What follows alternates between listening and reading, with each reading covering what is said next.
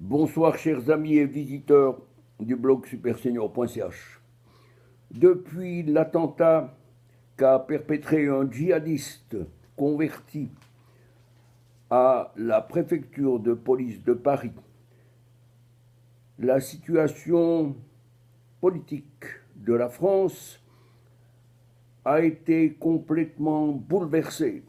En effet, jusqu'à présent, une chape de plomb était étendue sur le pays et personne n'osait prononcer des mots issus du mot islam, comme islamisme, etc. Et bien maintenant, ce premier qui a ouvert cette chape, c'est le président quand il a parlé de l'hydre islamique. Lorsqu'il a parlé de l'hydre islamique contre lequel les Français devaient se battre, il a omis de dire une chose, c'est que lorsque l'on frappe un hydre, on doit frapper la tête. Et la tête de l'hydre islamique, c'est l'islam. Deuxième mot, c'est M. Xavier Bertrand, ancien ministre du gouvernement Sarkozy, qui lui est allé un peu plus loin en parlant d'une guerre de civilisation et de l'islamisme qui ronge le pays.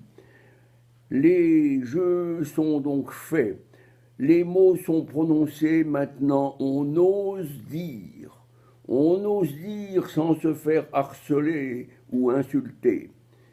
Mais M. Macron n'a pas compris que ce qui menaçait le pays, ce n'est pas l'islamisme qui gangrène le pays. Ce qui menace le pays, c'est l'invasion incontrôlée et la poussée folle de l'islam lui-même dans le pays. Cet islam qui, sentant une France faible, se dit que le moment est venu de pousser les pions. Et lorsque M. Macron reproche à Xavier Bertrand d'avoir franchi une ligne jaune, je dirais que c'est ainsi. Il faut franchir la ligne jaune et maintenant il faut franchir la ligne rouge. La ligne rouge, c'est de savoir dire fermement et calmement aux dirigeants musulmans de France: voulez-vous accepter les lois de la République ou voulez-vous installer la charia? Dans le second cas, il ne vous reste qu'une chose, c'est de préparer vos valises, parce qu'ici, c'est une terre chrétienne. Et lorsque M. Macron se souviendra que la France est essentiellement une terre chrétienne, les choses iront certainement mieux dans ce pays.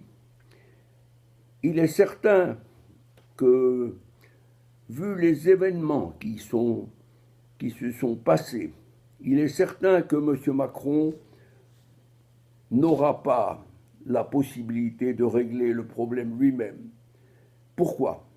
Parce qu'il manque d'expérience, il manque de fond, il manque d'envergure et de connaissances historiques. Que faire dès lors?